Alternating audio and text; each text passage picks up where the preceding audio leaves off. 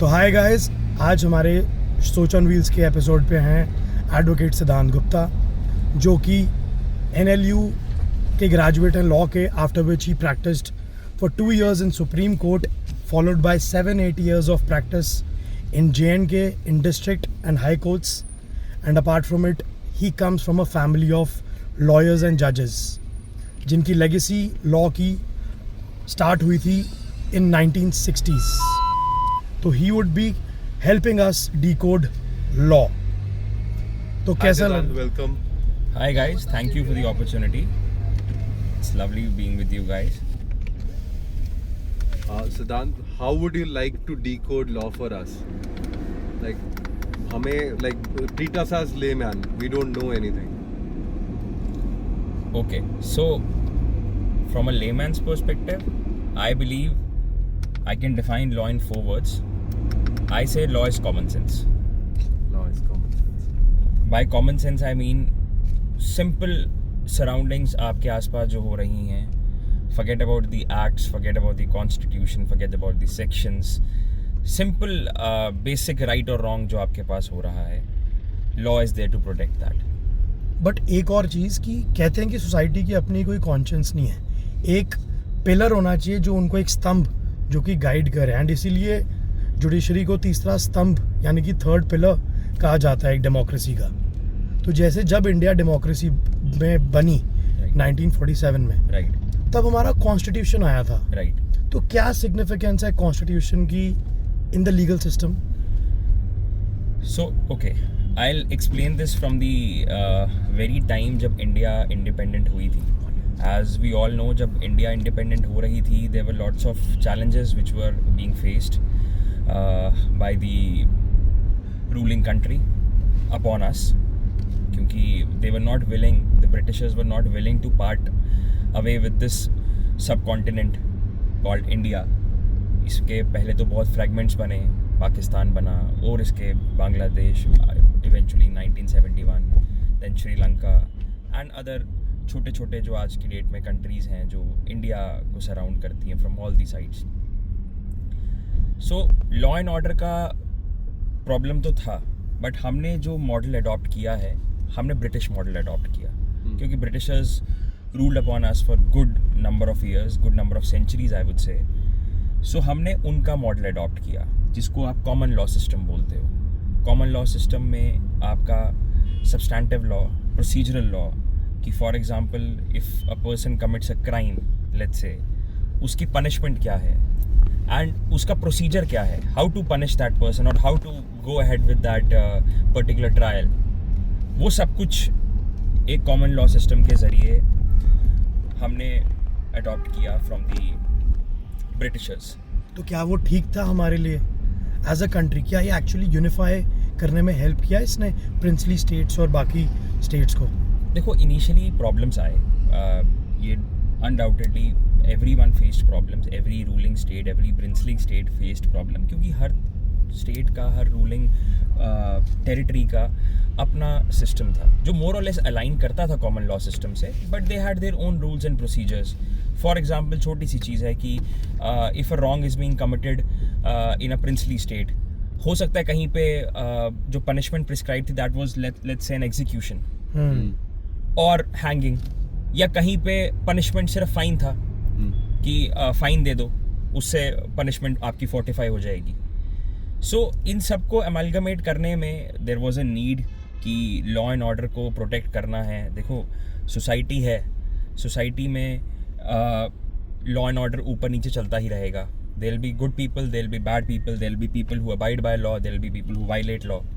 तो उसके लिए कानून की स्थापना हुई, जो हमारे framers of the Indian constitution थे, मोर पर्टिकुलरली डॉक्टर अंबेडकर, जिनको हम फादर ऑफ इंडियन कॉन्स्टिट्यूशन बोलते हैं.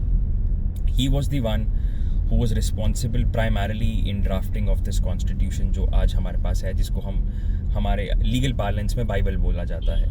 Okay. हमारे लीगल सिस्टम का. सो वहाँ से कॉन्स्टिट्यूशन इज़ द डॉक्यूमेंट जहाँ से सारे आपके rights, duties as a citizen of India, आपको क्या क्या गारंटीड हैं कॉन्स्टिट्यूशन में. सब अच्छा। कुछ वहाँ से डिराइव होता है, आपके कॉन्स्टिट्यूशनल राइट्स, आपके फंडामेंटल राइट्स, आपका basic structure of the constitution, and उसके बाद अलग अलग फील्ड्स के अलग अलग laws with passage of time develop हुए. बट अगेन उनका कहीं ना कहीं जो इनसाइट था वो ब्रिटिश माइंडसेट का ही था, कॉमन लॉ सिस्टम का था, आप कह सकते हो. और एक और question, what is the journey of a law, कि वो शुरू कहाँ से होता है, सोच से लेके उसकी इम्प्लीमेंटेशन तक, कि क्या उसका सफ़र रहता है? Right. So law for example अगर हम मैं आपको दो तरीके से इसको बताता हूँ. अगर हम ट्रेडिशनल टाइम्स की बात करें, लॉ शुरू होता था लाइक आई मेंशन्ड सही या गलत से. जो वहाँ के आप लगा लो रूलर या हेड ऑफ द टेरिटरी को लगता था कि this is Right and this is wrong. Correct, या अगर उनको लगता था कि ये एथिकली मॉरली सही है या सही नहीं है. Again a small example will help here. For example the concept of polygamy.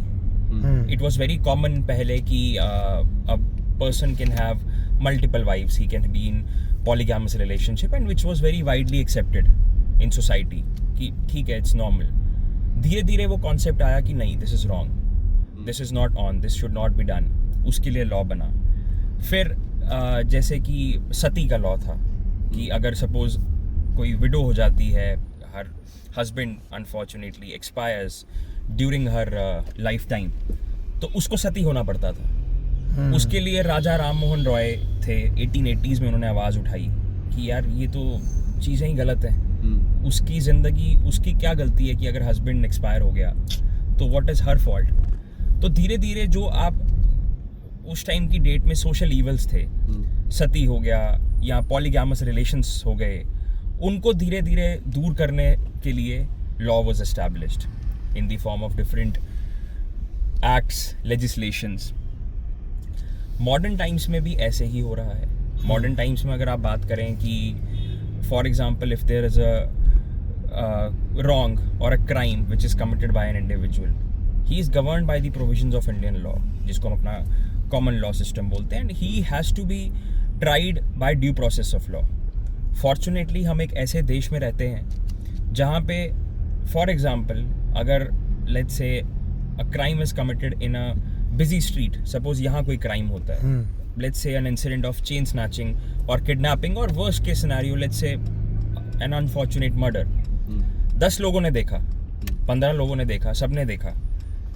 हम एक ऐसी सिस्टम में रहते हैं जहाँ पे जिसने वो क्राइम किया भी है, he also gets a right to defend himself. तो एक reasonable opportunity of being heard है एग्जैक्टली. वो हमारा कॉन्स्टिट्यूशन भी गारंटी करता है.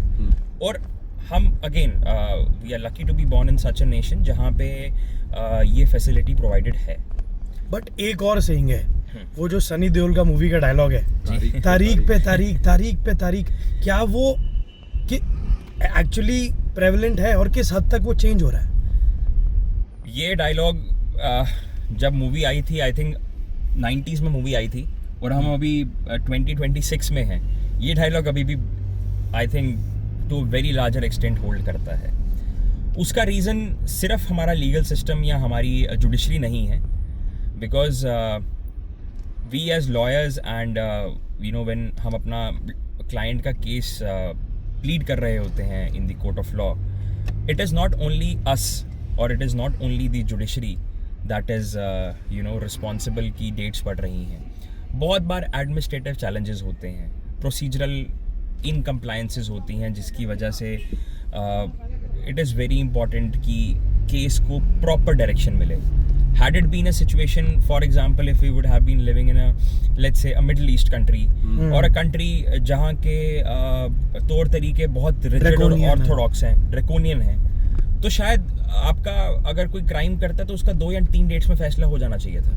और वो फैसला बड़ा अनफॉर्चुनेट होता है. You know how it is. जैसे यू नो आर्म एम्पुटेट कर देंगे, एग्जीक्यूट कर देंगे पब्लिक में, सबके सामने चौराहे पे लटका देंगे. You know all these things, these are happening today also. A lot of countries, I don't want to name them, सबको पता ही है कौन सी कंट्रीज हैं. वहाँ पे it's very common. And they से कि हम ऐसे सिस्टम पे बिलीव करते हैं कि जहाँ पे माफ़ी की कोई सज़ा नहीं, माफ़ी की कोई there is no repentance. You commit a crime, you commit a sin, you're gone for the good. There's no defense, there are no witnesses. if the people believe, or if the ruler of that territory believes that yes, this person is wrong, he'll be hanged in public. तो एक और चीज़, अब जैसे ये legal maturity भी आपको over the years आई होगी, since you are born to a family of lawyers and जजेस, एंड आई एम श्योर मतलब डाइनिंग टेबल कॉन्वर्सेशंस आपकी रिवॉल्व की होंगी इसके अराउंड, तो आपको एक एज भी मिलता होगा इन अंडरस्टैंडिंग, बट एक एडेड प्रेशर भी होगा to live up to the legacy. Yes, I think that's a very good question to ask. I'll answer that. So क्या होता है कि when you come from this family, so my family, like you mentioned at the very start, my grandfather was a lawyer. He's no more with us now. So he started his journey from Udhampur, and he practiced till he was in active practice at Udhampur itself. उन्होंने उधमपुर में ही practice करी, वहीं पे he was the one, मतलब one of the very prominent legal luminaries of the town, and वहाँ से बहुत चीज़ें सीखी. And then my father, he also started his legal journey as a lawyer itself. 7-8 साल उन्होंने प्रैक्टिस ही करी. He was working in my grandfather's office only, and then he appeared for the judiciary exam, and by grace of God he cracked the same, and then he joined this profession. So dining table conversations obviously revolve around this only, but yes, like I said at the very start, law is common sense. तो बहुत बार ऐसा होता है कि अगर if we ever discuss a brief or a matter, तो we apply common sense rather than law, कि वो section ऐसा कहती है, वो provision ऐसा कहती है. Because dining table doesn't only include my father or my late grandfather at times. मेरे मदर भी होते हैं वहाँ पे, मेरा ब्रदर भी होता है. They are completely from non-legal background. But sometimes वो ऐसा advice देते हैं या ऐसी वो opinion देते हैं from a general public opinion, Yes. जो आपको लगता है कि यार as a lawyer शायद मैं कभी ऐसा सोच नहीं सकता था, जो एक जनरल बंदा सोच रहा है. Because you're in that system. Yes, where मैं सिस्टम you're में meant सिर्फ to लॉ और be- कानून देख रहा हूँ Yes. कि ये सेक्शन है, सेक्शन के हिसाब से ऐसा होना चाहिए, वो प्रोसीजर होना चाहिए. Right. But someone while randomly having food, he might say कि यार मेरे हिसाब से ऐसा होना चाहिए. और sometimes a lot of times it has happened कि my mother has come up with something कि मुझे अब लगता है कि यार मतलब this is something that was completely unexpected, and I would say luckily now my wife also. So same मतलब she also comes with this knack of having common sense कि which is not very common in most people. yes that जो आपने anecdote बताया बिल्कुल सही. आज की date में at least if I talk about myself, 100% applicable है. So sometimes I take that with a sly smile कि ओह अच्छा ऐसा भी हो सकता है, लोग ये सोचते हैं.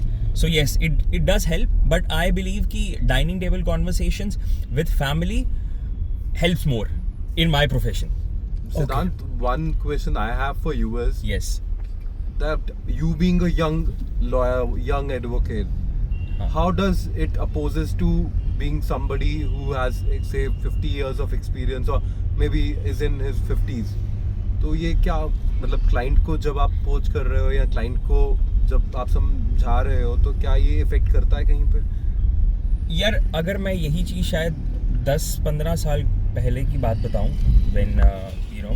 when our seniors who were entering into the profession, जब वो नए थे और जितना हमने पढ़ा है इसके बारे में, जितना समझा है अपने स्किल सेट से, तो ये प्रॉब्लम थी. I 100% agree with you. This was a problem. You were always taken as, you were not taken very seriously कि यार यंग है, इसको क्या ही पता होगा. मतलब I think this is not only applicable in our profession, I think बाकी professions में भी है. अगर आप डॉक्टर की भी बात करो या इवन आपके प्रोफेशन की भी बात करो, so everywhere it is very common and prominent. But now आज की डेट में सोसाइटी इतनी पढ़ी लिखी है, people are so well read, well educated. When they are coming to you with a legal query, they are not only looking कि यार ये सीनियर है, कि यार ये यंग है प्रोफेशन में, he is a newbie. They are looking at your skill sets. They are checking your temperament and they are Yes. checking your professional skepticism. Yes. The main question for them is, can you get the work done? Yes. आप करवा सकते हो. देखो ultimately we as lawyers, we are only the voice of people. The ultimate decision rests with the judges. हम आपका सिर्फ पक्ष रख सकते हैं कोर्ट में, आगे फैसला तो जज ने करना है। ये चीज़ अब लोग समझते हैं, आज की जनरेशन ये बातें समझती हैं। नाउ आई मीट पीपल जो मेरे से बड़े भी होंगे, माई क्लाइंट्स और clients who are younger to me, वो भी मुझे ये बात बोलते हैं कि सर आप अपनी तरफ से बेस्ट दीजिएगा, आगे तो जज पे छोड़ते हैं, आगे हम जज पे छोड़ेंगे, आगे जज जो फैसला करे। आपके पास काफ़ी क्लाइंट्स तो ज़्यादातर लोग बहुत क्राइसिस सिचुएशन में आते होंगे कि यार इतना बड़ा केस है, संभालना है, मतलब उनकी पूरी लाइफ या फिर उनकी पूरी लाइफ के रिसोर्सेज या उनकी पूरी लाइफ की इज्जत दांव पे है। राइट, यस, मतलब you have a huge stake to defend. Yes, तो एक काफ़ी एडेड प्रेशर भी हो जाता है, वो मैच्योरिटी से आता होगा उसको संभालना उस प्रेशर को। Yes, absolutely, I agree with that 110%। क्योंकि आप जब इस प्रोफेशन में इवॉल्व होते हो, बहुत चीज़ें आप सीखते हो from left right and centre. आप बहुत चीज़ें इधर उधर से सीखते हो, अपने सीनियर से, अपने मेंटोर से बहुत चीज़ें सीखते हो कि how to deal with the case, how to deal with the client, उसकी एस्पिरेशंस क्या हैं, क्या वो थॉट प्रोसेस लेके आया है। बिकॉज लाइक आई से, लॉयर के पास जो भी बंदा आएगा वो खुश नहीं होगा, एग्रीव्ड ही होगा। He will be facing some kind of problem one और अनदर, जिसकी वजह से वो आपके पास आया है लीगल रेमेडी लेने के लिए। अगर आप उसको प्रॉपरली गाइड करो, सी मैं आपको अपनी पर्सनल एग्जांपल बताता हूँ। बहुत बार ऐसे केसेस होते हैं जहाँ पे मैंने क्लाइंट्स को अपने ऑफिस से after counselling them, after sitting with them, I told them कि यस, कि सॉरी बॉस, आपका केस नहीं बनता, don't go to court, it is something that can be resolved sitting at home, by giving them techniques की क्या करना है। ये कोर्ट के लायक डिस्प्यूट नहीं है, it is not a legal dispute, it is just a factual dispute और अ tiff. आजकल टाइम्स आर चेंजिंग, सोसाइटी बहुत फास्ट है, ईगो फैक्टर्स बहुत हैं, छोटी छोटी बातों पे लोग कोर्ट्स पहुंच जाते हैं। If I talk about matrimonial matters, specially matrimonial disputes बहुत हैं। मतलब when you go at the depth of it, you realise कि यार इतना बड़ा मसला तो है नहीं। It is all about common sense, it is all about common sense. So just apply your brain, and if you feel that yes this particular person deserves legal remedy, आप उसको अकॉर्डिंगली एडवाइस करो, and then things fall into but still Yes. Common sense मुझे लगता है एक चीज़ है, but एक procedure, एक स्ट्रक्चर, एक hierarchy of attending to the judicial query and requirement of a person, वो भी तो एक सॉलिड है कि पहले आपको ये रूल फॉलो करना है, ये स्ट्रक्चर है। तो ये हायरार्की क्या है कोर्ट्स की, एक बार जुडिशियल सेटलमेंट की आप समझाओगे? बिल्कुल बिल्कुल। So I will start from the basic. अगर for example if a person is aggrieved, अगर अब किसी लेट्स से किसी पर्सन का कोई सिविल राइट वायलेट हुआ है या he feels that he has been wronged, so the first point of contact और the first judicial forum is the court of magistrate, जिसको आप मुंसिफ भी बोलते हैं हमारे अगर मैं अपनी सिटी की बात करूँ तो। वहाँ पे you agitate your case, you file a case, you plead before the court, and the court, after hearing both the parties, you as well as the other party, will come to a decision. And फिर उसके ऊपर the next remedy is sessions court or district court. Sessions court for criminal matters, district court for civil matters. Same he court है, सिर्फ nomenclature अलग है, same judge but nomenclature अलग है। अब अगर आप suppose sessions court से भी के order से भी aggrieved हो, you feel that it has gone against you, the next remedy is high court. High court her state में एक ही होती है, देयर आर फ्यू एक्सेप्शंस। जैसे हमारी स्टेट की बात करें, हमारी स्टेट में 2 बेंचेस हैं हाई कोर्ट के, one in Srinagar, one in Jammu. So उसके बाद हाई कोर्ट के बाद अगर you still feel that you have your wrongs have not been addressed properly, then you go to the Honorable Supreme Court. That is at Delhi. Siddhant, now answering this. Yes. You've worked in tier 1 city, also tier 2 city. Yes. And how are they different? Like दोनों अलग अलग pace पे चलते हैं. Like Delhi is the like hub of law. Yes. तो अब कैसे differentiate करें या क्या tier 1 tier 2 में क्या differences है? Please थोड़ी सी light. Yes, I'll tell you. देखो, अगर मैं दिल्ली की बात करूं, Delhi obviously like you said कि it's the hub of litigation. आपका सुप्रीम कोर्ट ही वहाँ पे है, हेडक्वार्टर जिसको आप कह सकते हो. आपके जितने भी फोरम्स हैं सारे के सबके नेशनल कमीशंस हो गए या all the top forums, power centre of the country. Yes, qua law वो दिल्ली ही है. सो दिल्ली में obviously when everything is at Delhi, तो वहाँ पे डिस्प्यूट्स की मैग्नामिटी भी बहुत ज़्यादा होगी. डिस्प्यूट्स का नेचर, वहाँ की जो उनकी पेक्यूनरी वैल्यू होती है केस की, वो ज़्यादा होगी। तो वहाँ पे थिंग्स आर मोर स्ट्रक्चर्ड, क्योंकि every forum is there and वहाँ पे जो लॉयर्स ऑपरेट करते हैं, अगर मैं लॉयर्स की बात करूँ, वो स्पेशलाइजेशन मॉडल पे करते हैं। फॉर एग्जांपल, आप अपनी प्रैक्टिस इतने सालों से सपोज कमर्शियल टैक्स में बना दो, तो आगे जाके यू विल बी नोन कि ये कमर्शियल टैक्स का एक्सपर्ट है। ऐसा नहीं कि उसको क्रिमिनल लॉ नहीं आता होगा या सिविल लॉ नहीं आता होगा, बट उसने एक्सपर्टीज ही अपनी कमर्शियल टैक्स में इतनी बना दी होगी कि उसको he will be recognised in the legal circles as the one to go if at all there is a dispute regarding commercial tax. Just like medicine profession. Just like medicine profession. Unfortunately, Jammu में ऐसा नहीं है, अगर मैं Tier 2 city की बात करूं, क्योंकि एक तो डिस्प्यूट्स की मैग्नामिटी इतनी ज़्यादा नहीं है। डिस्प्यूट्स हैं, पर आप बोलो कि जहाँ पे बहुत ज़्यादा वैल्यू होगी, you know, the jurisdictional value और द पेक्यूनरी वैल्यू, वो बहुत ज़्यादा नहीं है। क्योंकि लाइक यू नो कि अब after this abrogation of 370 industries came up, development is happening at a pace, so उसकी वजह से there are certain disputes that have come up, बड़ी बड़ी इंडस्ट्रीज के बीच में डिस्प्यूट्स या ऐसे नेचर के डिस्प्यूट्स। तो आर्टिकल 370 हटने के बाद हाँ, जे.एन.के का लीगल लैंडस्केप कैसे चेंज हुआ है? यस, सो आर्टिकल 370 से पहले we were governed by the laws that were applicable to the state of J N K. For example, अगर कोई भी लॉ होता था, कोई भी एक्ट है, उसका फर्स्ट सेक्शन यही होता था, this law shall apply to the union of India except the state of Jammu and Kashmir. आप लोगों ने भी आई एम श्योर पढ़ा ही होगा सब। सो अब इन अ सेंस, सपोज मैं बात करता हूँ कोड ऑफ सिविल प्रोसीजर, जो सीपीसी का प्रोसीजर है, सिविल केसेस का प्रोसीजर है, जो स्ट्रक्चर सेम ही है, सिर्फ नाम लिख दिया J N K code of civil procedure. Okay, नाम अंदर सब कुछ सेम है। इट्स नॉट दैट कि हमारे जो लॉ फ्रेमर्स थे या रूल मेकर्स थे, उन्होंने कुछ एक्स्ट्रा सोच के कुछ नया डिफरेंट सीपीसी बना दिया। Almost 95-97% is same, only the name is changed. अब क्या हुआ, आर्टिकल 370 हटने के बाद that particular section was omitted, this act was made applicable to the union on the ground ownership को लेके, प्रोसीजर्स को लेके क्या चेंजेस आई हैं? On the ground ownership of assets हो गए।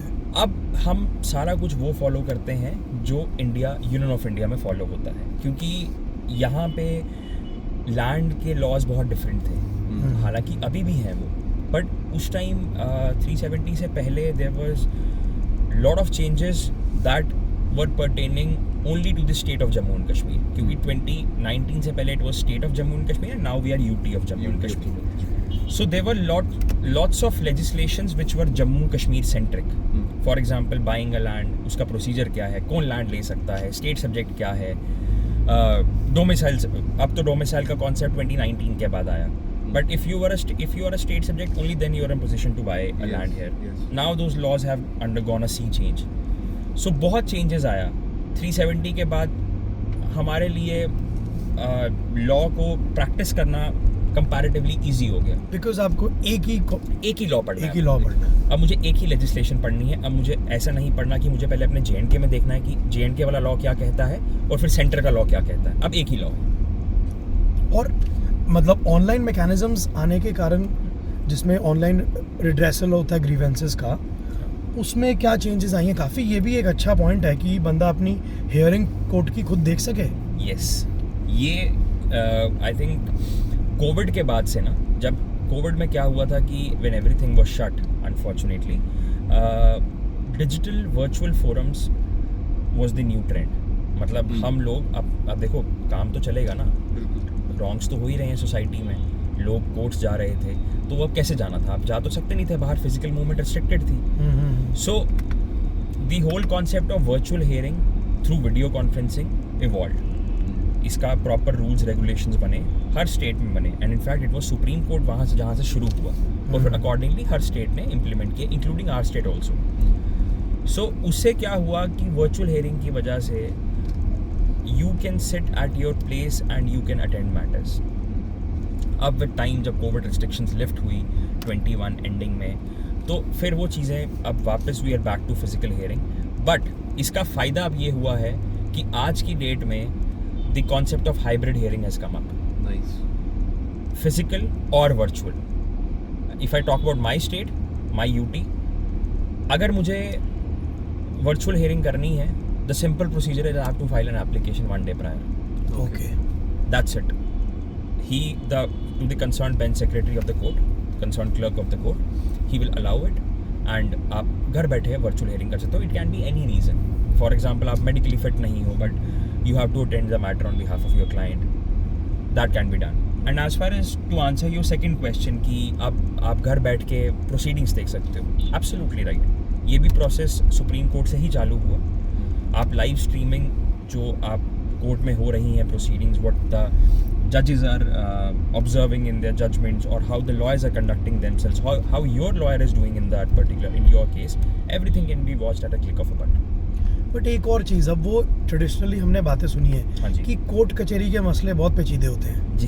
कि कोर्ट कचहरी के मसले में पड़ना मतलब पंगा है. आफत है. आपके फाइनेंशियल रिसोर्सेज भी डिप्लीट हो जाएंगे, मेंटल सैनिटी भी बिगड़ जाएगी, और कोई बंदा जो इतने अफोर्ड नहीं कर सकता, जी. ना टाइम, ना एफर्ट, ना पैसे, जी. उसके लिए बेटर मैकेनिज्म्स आए हैं. जी बिल्कुल आए, बिल्कुल आए. अगर आप बात करें आर्बिट्रेशन एक्ट की, arbitration and conciliation act, there are lots of disputes जो कोर्ट के बाहर सेटल हो सकते हैं, जहाँ पे अगर suppose if there is a dispute between A and B and both of them realise कि यार we can settle this dispute outside court without the intervention of a जज, they can file an application before the court that sir refer this to arbitration, or you can directly file a petition under arbitration. So उनसे काफी फायदे. RTI भी बहुत solid move होगा. बहुत solid move है. RTI ने तो एक तरह से काया पलट कर दी है.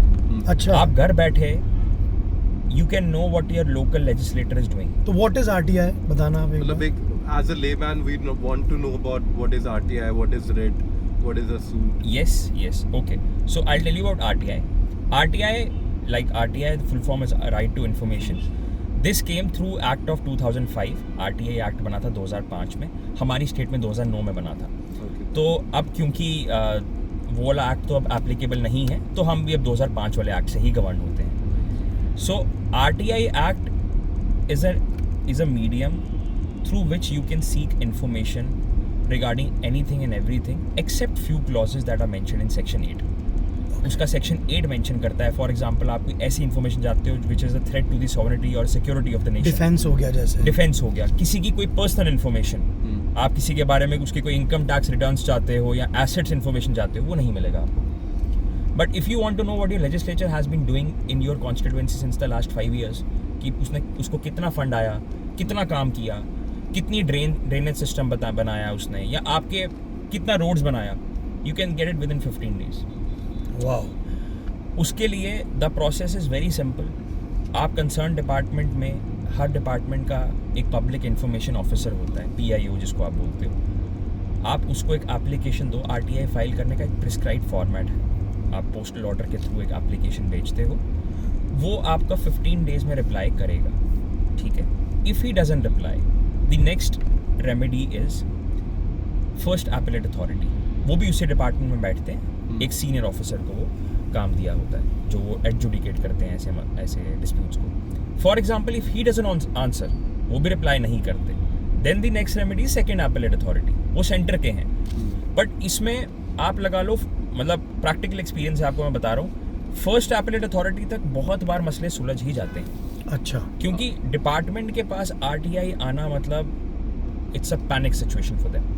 कि RTI आई है, मतलब डरते हैं लोग. हाँ रिप्लाई करो. तो गवर्नमेंट डिपार्टमेंट्स में भी डर है RTI का. डर है, बिल्कुल डर है, क्योंकि उनको पता है कि अगर इस बंदे को RTI इन्फॉर्मेशन हमने नहीं दी, ये ऊपर अपील करने चला जाएगा और हमें एक्सप्लेन करना पड़ेगा ऊपर वाली एपेलेट अथॉरिटी को कि हमने इन्फॉर्मेशन क्यों नहीं दी थी. And just to correct myself, it's not 15, it's 30 days to get the information. Yes. So एक मेरा क्वेश्चन ये है कि जैसे आपने कहा कि first appellate authority is with in the same department. हाँ जी. और उनके हेड होंगे. हाँ. तो who is the second appellate authority? आपने कहा सेंटर से कोई होगा.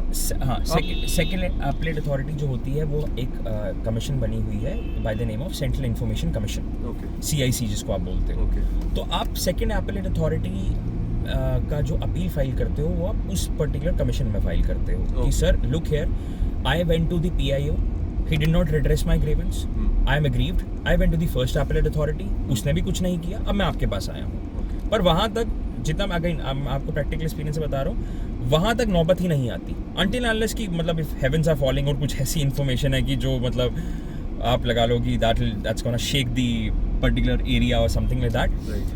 फिर कुछ ऐसा होता है. But otherwise information and also one more important thing. Information जो ये लोग देते हैं ये proper, correct, factually true information होती है. They cannot afford to give you any wrong information. But एक और चीज़, अब कहते हैं कि जो हाई प्रोफाइल केसेस होते हैं, हाँ जी. उसमें मीडिया अपनी जजमेंट पहले ही दे देती है. उसके कारण कोर्ट की फंक्शनिंग पे कहीं ना कहीं उनकी इंडिपेंडेंस पे फ़र्क पड़ जाता है. To a very certain extent you are right. आप बहुत सही बोल रहे हैं. इस बात पे कोई शक नहीं है कि मीडिया ऑफ कोर्स हम आपने जैसे बताया कि जुडिशरी थर्ड पिलर है, मीडिया को हम फोर्थ पिलर बोलते हैं. आपकी बात बिल्कुल सही है कि मीडिया का रोल कहीं जगह थोड़ा एक्सेसिव हो जाता है, चाहते ना चाहते हुए. Sometimes media possesses those skill sets जिसकी और आईबॉल्स यस, जिसकी वजह से एक पर्टिकुलर पर्सन को आप ऑलरेडी गिल्टी मान लेते हो कि यार ये तो गलत ही होगा, बट इसका फ़ायदा भी है. अब for example I give you a situation. कोई ऐसा मसला जो फॉर एग्जांपल आपका जो कंसर्न गवर्नमेंट है या लोकल लेजिस्लेटर्स हैं या कोई भी पब्लिक लोकल अथॉरिटी है, वो उस पर ध्यान नहीं दे रहा. मीडिया अगर उसको हाईलाइट करे एकदम से it comes into public importance. Lots and lots of cases, मतलब कितना ऐसा हुआ है कि मीडिया ने हाईलाइट किया, immediately it has been shot to fame कि यार इस मसले को पकड़ो. For in few instances courts have taken suo motu cognizance. By that I mean कि खुद से उन्होंने संज्ञान लेते हैं इस चीज़ का कि यार कुछ गलत हो रहा है, हम लेंगे. मतलब हमारी कंट्री में वो भी कहते हैं ना कि society affects the legal system and legal system affects the society. yes, they go hand in hand. This is मतलब without a doubt that's the very apt saying when it comes to this, क्योंकि that is the reason lawyers play a very important role in society. And by lawyer, and there must be a difference between, जैसे दो terms हैं, हाँ, lawyer Advocates and lawyers. और advocate. correct.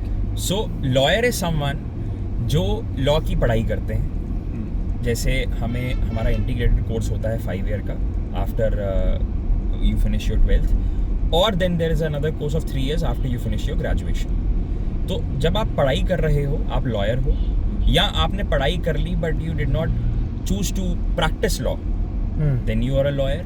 For example you went into some different venture, आप civil services में चले गए या आप कोई बिजनेस में चले गए, कहीं भी आप लॉयर रहोगे. लॉ डिग्री है, आप लॉयर हो. The lawyer who practices law is an advocate under the advocates act 1961 का एक्ट है. उसके तहत आप एडवोकेट हो जो लॉ प्रैक्टिस करता है. Or there can be different types of advocates also. Yes, so advocates भी अलग अलग किस्म के हैं. अब जैसे कुछ एडवोकेट्स हैं जो कॉर्पोरेट में प्रैक्टिस करते हैं. Okay. वो कोर्ट्स नहीं जाते, वो आपका एग्रीमेंट ड्राफ्टिंग का काम करेंगे. फॉर एग्जाम्पल आपके मर्जर एक्विजिशंस हो गए या आपके बड़े बड़े डील्स हो गए, तो वो एग्रीमेंट ड्राफ्टिंग करते हैं. लॉयर तो वो भी हैं, पर वो एडवोकेट नहीं है because they are not practising law. Okay. And then there are lawyers जो सॉलिसिट करते हैं. They will do the drafting, they will prepare the case, but they will not argue. उनको हम solicitors बोलते हैं.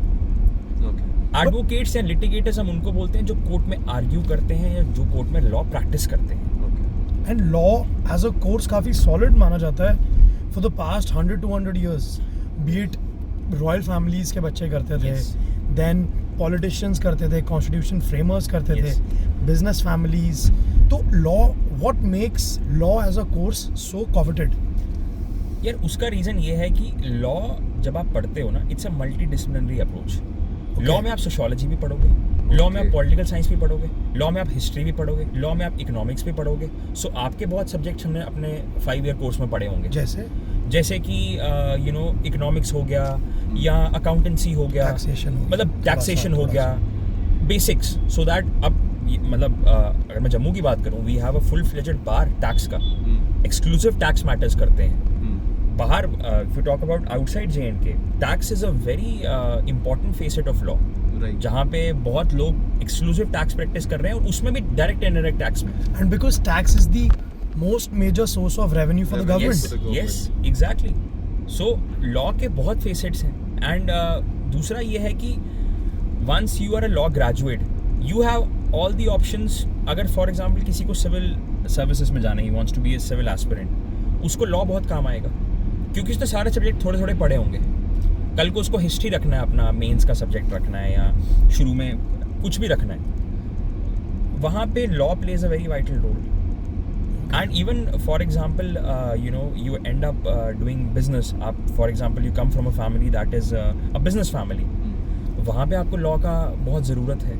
आपको पता चलता रहेगा कि कोई आपको चीट तो नहीं कर रहा है, कोई आपका ऊपर नीचे पैसे का हिसाब कैसे पढ़ने हैं. आप वहाँ पे इतना आपका टेक्निकल नो हाउ आ सकता है कि आपका जो ट्रेडिशनल बिजनेस चलता आ रहा है आप वहाँ पे चेंज ला सकते हो क्योंकि आप एक लॉ ग्रेजुएट हो. आप उसको ग्रो कर सकते हो. एंड एक और चीज़ मैंने देखी है अमंग ऑल द प्रोफेशनल्स, जी. Be it medicine, lawyers, doctors, हाँ जी. CAs and all the others, हाँ जी. लॉयर्स की लॉबी बहुत स्ट्रांग है. यस, उसका रीज़न ये है कि lawyers represent the voice of the people. Lawyers का मतलब लॉयर्स एज अ कम्युनिटी जो ओपिनियन सोसाइटी में रखते हैं उसको बहुत ध्यान से सुना जाता है, रिस्पेक्ट किया जाता है, एक्नॉलेज किया जाता है. मैं अगर अपनी सिटी की बात करूँ, we have a full fledged bar association. आप हमारी सिटी के जितने भी मसले देख लें, जब भी हमारे कभी अनफॉर्चुनेट स्ट्राइक्स, कर्फ्यूज़, ऐसी चीज़ें होती हैं जहाँ पे पब्लिक इंपॉर्टेंस के इश्यूज़ होते हैं, या अभी रिसेंटली जो कटरा में इश्यूज़ हो रहे थे या और अलग अलग जगह पे जो इश्यूज़ हो रहे थे, you will see lawyers everywhere.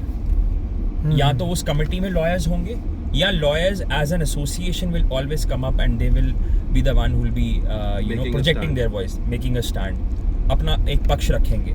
तो उनका ओपिनियन बहुत इम्पॉर्टेंट है क्योंकि बोला जाता है कि पढ़ी लिखी सोसाइटी है ये. तो जनरल सोसाइटी, अगर आप सिविल सोसाइटी की भी बात करो तो कॉमन सेंस वाली है जी. हाँ, कॉमन सेंस वाली है. ये हमें कानून की सही नॉलेज बताएंगे कि जो हम कर रहे हैं वो कानून के दायरे में है कि नहीं, या हम कानून से बाहर तो नहीं जा रहे, और जो ये बात बोलेंगे उसका कहीं ना कहीं वजन होगा. That is why lawyers play a very important role in society. Jolly LLB में एक डायलॉग था कि डे 1 पे जज को पता चल जाता है कि ये गिल्टी कौन है, गलती किसकी है, और पूरी प्रोसीडिंग में वो इंतज़ार करता है कि उसको अप्रोप्रिएट एविडेंस मिले, उसको मिले तो वो जजमेंट दे, और एंड तक वो एविडेंस नहीं आ पाता. तो एविडेंस की इम्पोर्टेंस लॉ में काफ़ी ज़्यादा है. तो क्या वो सही है, क्या वो गलत है? कुछ मायने में गलत भी होगी और कुछ में सही. देखो अगेन उसका रीज़न ये है कि just adding to it, Yeah. एक एविडेंस एक्ट भी है मेरे हिसाब से. बिल्कुल है ना? बिल्कुल है. तो एविडेंस एक्ट भी please, है. उसको in line with that only. Yes, I'll answer that in line with that. Correct. So, जैसे आपने बताया कि how evidence plays such an important role in legal procedure. बिल्कुल प्ले करता है क्योंकि मैंने जैसे बताया हम एक ऐसी कंट्री से बिलोंग करते हैं जहाँ पे हम प्रोसीजरल लॉ से गवर्न होते हैं. ड्यू प्रोसेस ऑफ लॉ जिसको आप बोलते हैं. ड्यू प्रोसेस ऑफ लॉ का मतलब है कि everything and anything will happen with in the parameters of law. आपको अगर कोई चीज़ गलत लग भी रही है, आप उसमें अपनी जजमेंट नहीं दे सकते until unless it is supported by evidence.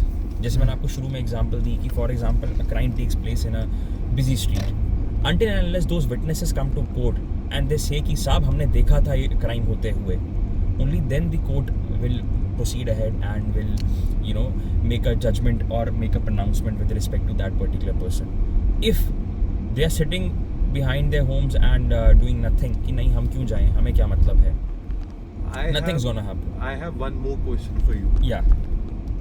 अगर एक president may be Allahabad high court का है, हाँ जी. Is that applicable in the high court of Jammu and Kashmir also? नहीं. सो मैं उसका रीज़न बताता हूँ क्यों. आप वो प्रेसिडेंट साइट कर सकते हो. आप अगर for example if you are arguing a matter and Allahabad high court या किसी भी हाई कोर्ट ने कोई जजमेंट दी है, it has a persuasive value but it does not have a binding value. Wow. So the court is not bound to accept it, but court can be persuaded. कि sir already similar matter has been dealt by a coordinate bench or a coordinate court in some other state.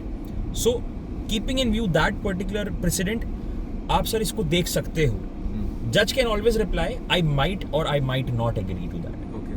So point here I am asking this is हाँ जी। because law तो एक ही है, हाँ जी, और अगर एक चीज एक जगह फेवर में है तो हम्म। दूसरी जगह नॉट इन फेवर कैसे है?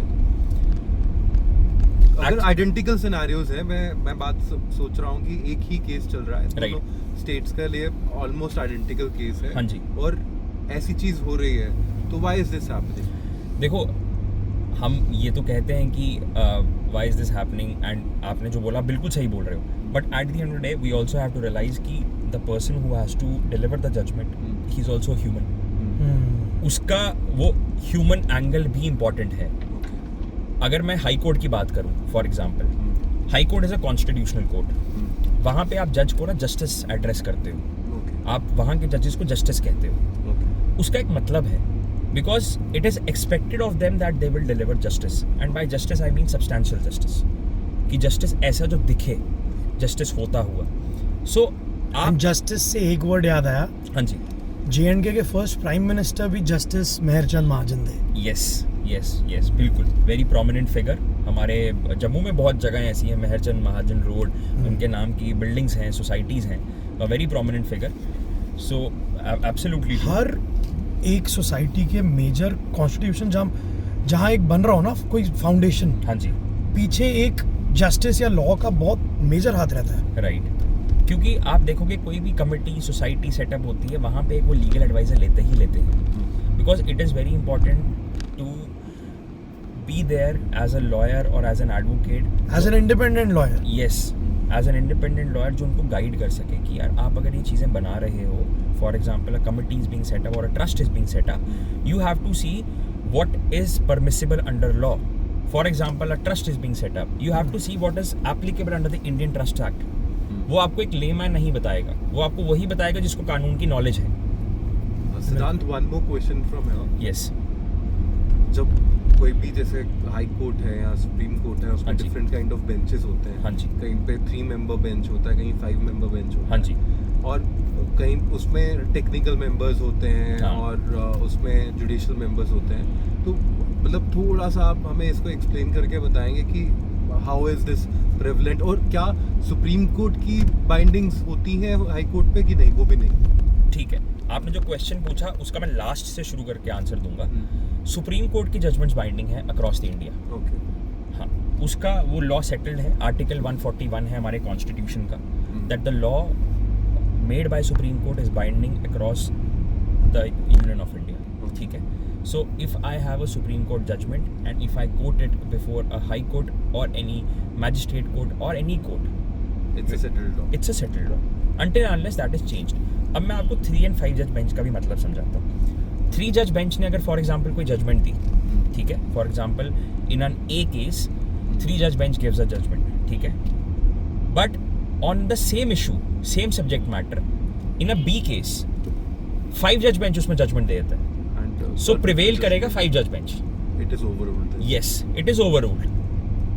Doctrine of overruling will apply, and 5 judge bench will precede over 3 judge bench.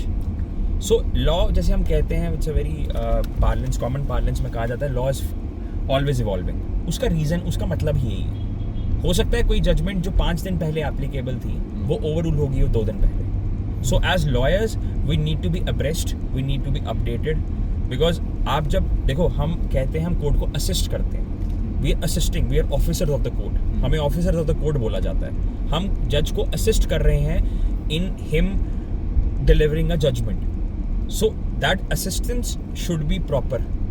अगर आप प्रॉपरली असिस्ट ही नहीं कर रहे, आप अगर एक ऐसा लॉ बता रहे हो जो आउटडेटेड हो चुका है या जो एग्जिस्टेंस में नहीं है और that has been overruled, you are doing injustice to your client as well as injustice to that particular institution. Siddhant, you mean that the law can be changed retrospectively also that way? कि अगर एक 3 bench के panel ने एक judgement दे दी, हाँ जी, और 5 bench के पैनल ने एक नई जजमेंट दे दी, हाँ जी, तो जो पुराना वाला है that will again be aggrieved? yes. So once the 5 judge bench gives a judgment on an issue, देखो अब रेट्रोस्पेक्टिव प्रोस्पेक्टिव की अगर आप बात करते हो, इंटरप्रिटेशन ऑफ स्टैट्यूट्स करके एक चीज़ है जो Right. लॉ को इंटरप्रेट करते हैं. Right. It says every law is presumed to be prospective in nature unless deemed retrospective. अगर सपोज कोई ऐसा लॉ है जिसमें लिखा हो ये क्लॉज कि this will retrospectively apply from such and such date, वो रेट्रोस्पेक्टिव है. मतलब समझाओगे आप प्रोस्पेक्टिव और रेट्रोस्पेक्टिव का? प्रोस्पेक्टिव है जैसे सपोज आज एक लॉ बनता है, सपोज आज कोई भी लॉ बनता है किसी भी चीज को लेके, उसका ऑपरेशन आज से चालू होगा. अच्छा. From today. इससे पहले कुछ भी गलत हुआ है, इससे पहले अगर उस सब्जेक्ट को related if something has happened that is in contravention of that law, that will not apply. तो उसका जो पुराना लॉ चल रहा था वो अप्लाई करेगा. ठीक है. रेट्रोस्पेक्टिव का मतलब है कि ये पुराने टाइम से अप्लाई करेगा, पर उसमें भी डेट स्पेसिफाई करनी होती है.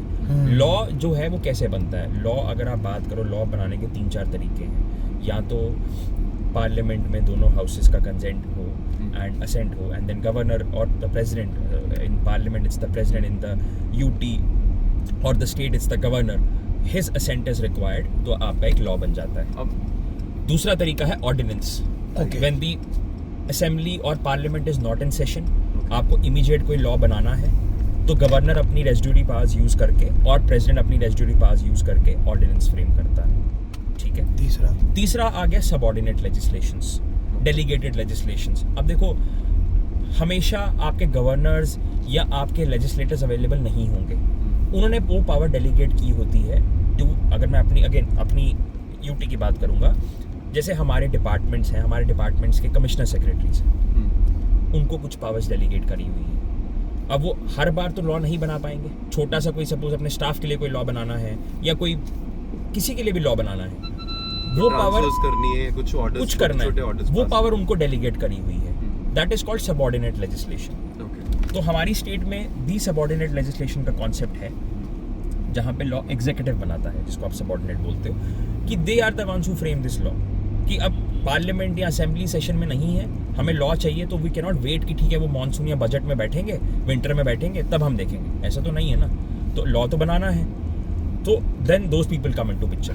On a lighter note, Munna Bhai MBBS में डॉक्टर अस्थाना ने कहा था कि अगर मैं अपनी बेटी का ऑपरेशन करूंगा तो मेरा हाथ कांपेगा. ये प्रैक्टिसिंग लॉ में भी होता है कि अगर आपका क्लाइंट से एसोसिएशन लंबा हो गया तो एक इमोशनल अंडरस्टैंडिंग भी हो जाती है. Does emotion affect your justice judgment because of that? यार देखो, जब आप एक प्रोफेशनल स्फेयर में हो ना, तो अगेन वही वाली बात है, जैसे मैं आपको जज की एग्जांपल दे रहा था कि ही इज ऑल्सो ह्यूमन, वैसे लॉयर्स आर ऑल्सो ह्यूमन. चाहते ना चाहते हुए कहीं ना कहीं वो एक इमोशनल एंगल होता है. For example, a destitute lady comes to you, says that she has been physically beaten, physically assaulted, mentally tortured by XYZ people or her family or something like that. आपको कहीं ना कहीं वो sympathy आएगी, चाहे वो झूठ बोल रही हो. But if someone comes to you with bruises, कि हाथ फ्रैक्चर है या मतलब चेहरे पे इंजरी मार्क्स हैं या कुछ ऐसा है, आपको कहीं ना कहीं तो होगा कि यार इसको मैं जस्टिस दिलाऊंगा. यार जिन लोगों ने मेरे साथ गलत किया है, I'll put them to task, right? So कहीं ना कहीं वो है. बट यार हमारा प्रोफेशन ऐसा डिमांड करता है कि हम चाहते ना चाहते हुए भी इमोशनल हो नहीं सकते. मतलब हाथ कांपना नहीं चाहिए, वही एक अच्छे प्रोफेशनल की यस वही है. यस. एक जो because lawyers and advocates are also moral police. हाँ जी. और इन हैंड जो हमारी पुलिस एडमिनिस्ट्रेशन है वो भी आपके साथ ही चलती है. हाँ जी. तो how do you both work together? देखो, हमारा इन सिंक काम करना बहुत ज़रूरी है. अगर कोई लॉ एंड ऑर्डर प्रॉब्लम है तो it is always the police who is at the forefront. But अगर if someone has been wronged, if someone has been deprived of his basic constitutional right or a fundamental right, या किसी ने उसका कोई ऐसा गलत कर दिया जो लॉ में प्रोहिबिटेड है, तो उसका केस कौन एस्पाउस करेगा? Who will come to his rescue and to his rescue? क्योंकि हमारे यहाँ पे जुडिशल सिस्टम है, we are governed by due process of law, like I mention पहले भी. तो हम इसका एड्रेसल कोर्ट्स में ही करते हैं. अगर हमारे साथ कोई रॉन्ग हुआ है हमारे क्लाइंट के साथ, तो will go to courts and will get that remedy addressed. We can not retaliate by adopting violent means, कि मेरे साथ गलत हुआ तो मैं भी कुछ ऐसा करता हूँ जिससे उसको कोई बॉडीली हार्म या इंजरी हो. आप वो तो नहीं कर सकते ना, वो तो फिर एक अनार्की और लॉलेसनेस की सिचुएशन हो जाएगी. Siddhant, and if somebody, like for example, if somebody is not able to afford a advocate, Yes. तो उनके लिए क्या remedy available है? Can he advocate his own case without the knowledge of law? बिल्कुल, दो चीज़ें हैं इसमें. हमारी लॉ में एक लीगल एड का कॉन्सेप्ट है. लीगल एड का मतलब वो है कि जो people who cannot afford a lawyer or who are not that financially strong, that they can engage a lawyer. They can always write an application to the Legal Services Authority saying that sir मुझे एक lawyer करके दीजिए, and उनको अपनी साथ में income disclose करनी पड़ती है, एनुअल इनकम. अगर वो उस थ्रेशोल्ड को मीट करता है, कोर्ट उनको लीगल एड अपॉइंट करके देता है. Okay. वो लीगल एड का पैनल बना हुआ है. अगेन अगर मैं अपनी सिटी की एग्जांपल लूँ, हमारे यहाँ पे एक फुल फ्लेजेड पैनल है जिसको which comes under the aegis of district legal service authority, क्योंकि हम डिस्ट्रिक्ट हैं तो हमारा डिस्ट्रिक्ट लीगल सर्विस अथॉरिटी के अंडर पैनल ऑफ लॉयर्स बने हुए हैं, वो आर ऑन गवर्नमेंट पेरोल, जिनको केस वाइज पैसे मिलते हैं टू डिफेंड सच क्लाइंट्स. कि हमारे पास क्लाइंट कम्स एंड सेज कि पैसा नहीं है, तो आप लीगल एड में एप्लीकेशन फाइल कीजिए, you'll be given a lawyer by the government. I've heard कि राम जेठमलानी जी काफी केसेस ऐसे लेते थे. हाँ, आप उसको हम अपनी लीगल प्रो बोनो कहते हैं उसको. तो there are lawyers who take lots of pro bono cases also, because we as lawyers believe कि यार we should also give something to the society. Legal aid is fine, but there are lawyers. अब कोई आपका for example आपका कोई house help आ गया, आप उसको लीगल एड में थोड़ी भेजोगे यार कि ठीक है यार लीगल एड में जाओ. आप उसको इतने सालों से जानते हो, आपको भी तो लगेगा यार ये अपना बंदा है, इतने सालों से he's been at my service, at my disposal, हमारे घर पे काम कर रहे हैं, कुछ भी. तो यू विल ऑलवेज फील कि यार कोई बात नहीं, मैं फ्री में भी मुझे इसका केस लड़ना पड़े मैं लड़ूंगा. This is also something that is expected from lawyers and expected of lawyers I would say, क्योंकि again we are here for the society. Society में जो रॉन्ग हो रहे हैं, जिनके साथ रॉन्ग हो रहा है, we have to narrate their cause in appropriate judicial forums. India में जो मेजरली अब आने वाले टाइम में ट्रेंड्स दिख रहे हैं, हाँ जी. फर्स्ट इज पॉपुलेशन एक्सप्लोजन, हाँ. जो हो ही गई है. हाँ. डिजिटलाइजेशन हो गई हर चीज़ की, हाँ जी. टेक्नोलॉजी को इंटीग्रेट कर रहे हैं. और आपको लॉ का फ्यूचर का लैंडस्केप कैसा दिखता है? थोड़ा सा मतलब उस पर लाइट. हाँ, देखो लॉ मतलब again on a lighter note, law में कभी रिसेशन नहीं आ सकता. उसका रीज़न ये है कि रॉन्ग्स इतने ज़्यादा हो रहे हैं, मतलब होते ही हैं चाहते ना चाहते हुए, जाने अनजाने में. बट येस, अब उसका इफेक्टिव मैकेनिज्म्स बहुत आ चुके हैं. देखो होता क्या है कि जैसे आपने भी तारीख पे तारीख आप जैसे बात कर रहे थे, people are looking for quick solutions कि फटाफट काम हो जाए. बट कई बार उन क्विक सोल्यूशंस के चक्कर में you fall into a trap in which you should not fall. ठीक है, आप ऐसी चीज़ों में चले जाते हो, आपको ऐसा कोई मिसगाइड या मिसकम्युनिकेट करता है जिसकी वजह से you fall into such things, जिसकी वजह से आपका केस जो शायद 2-4-6 महीने में हो सकता था, वो सालों लग जाते हैं. तो आज की डेट में टेक्नोलॉजी ऑब्वियसली एडवांस्ड है. मैं आपको एक छोटी सी एग्जांपल देता हूँ. हमारा कंज्यूमर प्रोटेक्शन एक्ट है 2019 का.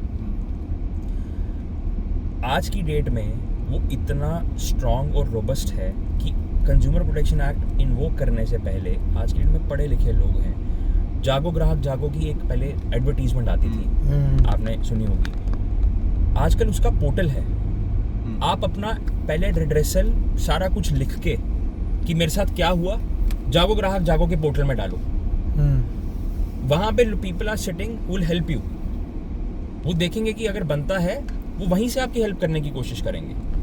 Court is left as a last mechanism कि यार कुछ भी नहीं हुआ, आप कोर्ट चलते हैं. तो ऐसी छोटी छोटी चीज़ें आई हैं. आर्बिट्रेशन की मैं बात कर रहा था. देयर आर बड़े बड़े कंपनीज के डिस्प्यूट्स होते हैं, वो बोलते हैं यार हम कोर्ट नहीं जाएंगे, दैट माइट टेक ईयर्स. हम एक आर्बिट्रेटर अपॉइंट करवाते हैं कोर्ट से, तो ये आपस में हम एडजुडिकेट करवाते हैं डिस्प्यूट एक with in a particular time frame.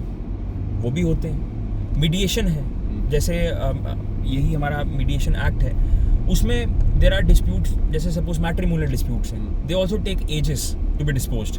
But जैसे मैंने आपको बताया कि छोटे छोटे मसले होते हैं इसमें, स्मॉल टिफ्स, ईगो क्लैशेस, जो आप ना एक मीडिएटर को बिठा के, जो एक लॉयर ही होता है, एक लीगल एक्सपर्ट होता है, उसको बीच में बिठा के सुलझा सकते हो. बड़े लोग 2-3 मीडिएशन की सेटिंग्स में they have been residing happily ever after, कि मीडिएटर में उनकी कितनी ज्यादा कॉस्ट इन्वॉल्व हो गई, मतलब एक्सक्लूड हो गई, हाँ, अवॉइड हो गई। एग्जैक्टली, आपकी लिटिगेशन कॉस्ट खत्म, बहुत हद तक कम टाइम, हो गई, एफर्ट, मेंटल Time हो हैरेसमेंट। गया। और ऐसे केसेस में जो that would have taken years for no reason, मतलब एक मैट्रिमोनियल डिस्प्यूट इतने साल क्यों चलेगा, राइट उसका रिड्रेसल इतना आपको क्विक और एफिशिएंट मिल गया। सिद्धांत, एक और क्वेश्चन है जी कि जैसे कहा जाता है कि एजुकेशन जो है that is not the first remedy. हाँ जी, वहाँ पे 90% केसेस में the case is going to go against you. जो फर्स्ट एपिलिएट है वहीं पे आपको कुछ रिलीफ मिलेगा। Is it true?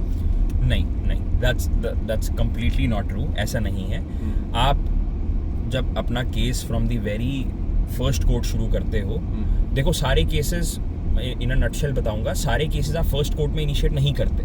For example, if there has been a constitutional right आपके वायलेशन हुई है, फंडामेंटल राइट आपका वायलेट हुआ है, आप सीधा हाई कोर्ट आ सकते हो by passing all those remedies. For example, कुछ भी ऐसा हुआ है कि आप जहां कोर्ट को ये कन्विंस करो कि सर मेरा article 14 that is right to equality violate हुआ है, मैं और कहीं नहीं जाऊंगा, मेरा डिस्प्यूट हाई कोर्ट रिड्रेस करेगी, it's a constitutional court. Okay, so certain cases are meant directly for writs, for example, जो आपने जैसे पहले पूछा था, कुछ ऐसे रिट्स हैं जहां पे आप रिट के नेचर में हाई कोर्ट की जुरिस्डिक्शन इन्वोक करते हो under article 226 of the constitution, और सुप्रीम कोर्ट अंडर आर्टिकल 32, जहां पे आप रिट्स इन्वोक करते हो डायरेक्टली कि मेरा फंडामेंटल राइट वायलेट हुआ सर, या मेरा कॉन्स्टिट्यूशनल राइट वायलेट हुआ, I want redressal from this court. So exactly थोड़ा सा रिट पे भी बताएंगे कि writ exactly what is writ? Right. So writ is basically a legal mechanism to enforce your fundamental or constitutional right. अगर आप writ supreme court में file करते हो आर्टिकल 32 में, वहाँ पे the only thing that you are required to prove is कि आपका फंडामेंटल राइट वायलेट हुआ था किसी भी चीज़ को लेके।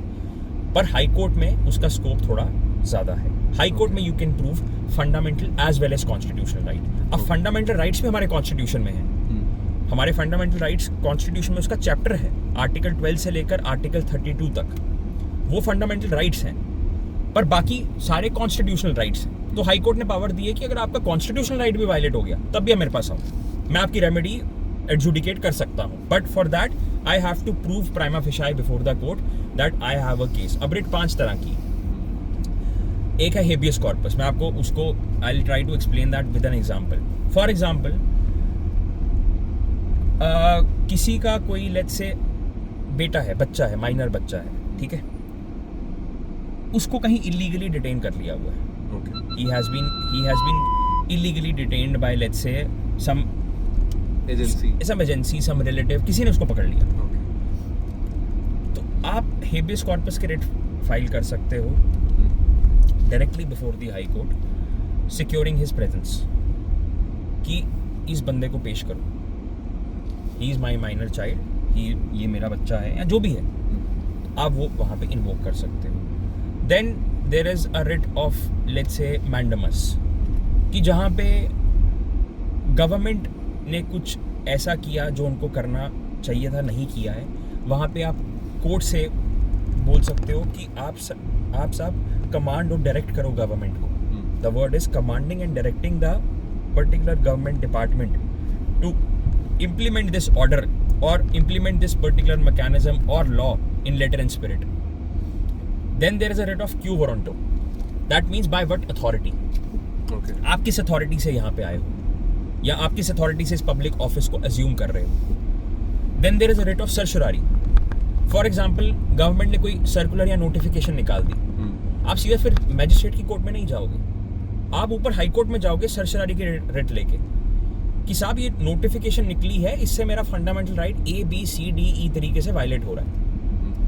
And then there is this last writ called prohibition, जहां पे आपको एप्रीहेंशन होती है कि गवर्नमेंट ऐसा कुछ करने वाली है, किया नहीं है, करने वाली है, उनको रिस्ट्रेन करो। सो आप हाई कोर्ट में, सुप्रीम कोर्ट में सिर्फ तब जाते हो when your case is against the government, only then you can go to the high court and supreme court.